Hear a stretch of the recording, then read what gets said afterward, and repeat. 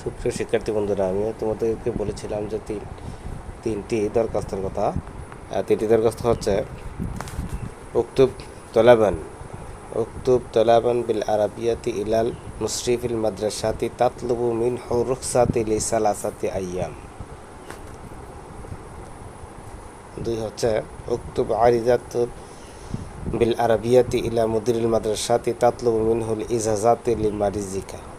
3 নম্বর দরখাস্তটি হচ্ছে উক্তুব আরিজাতুল বিল আরাবিয়াতি ইলা মুদিরিল মাদ্রাসাতি তাতলুবু মিনহু শাহাদাতি তাজকিয়া।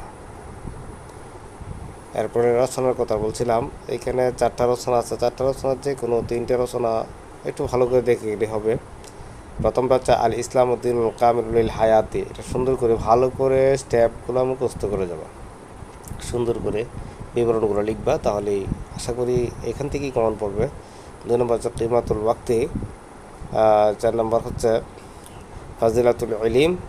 4 নম্বর হচ্ছে ওয়াজিবাতুত তুল্লাব। এই 4টার রচনা ভালো করলে তোমরা আশা করি এইখানে 25 নম্বর পাবা ইনশাল্লাহ, যদি ভালো করে পড়তে পারো।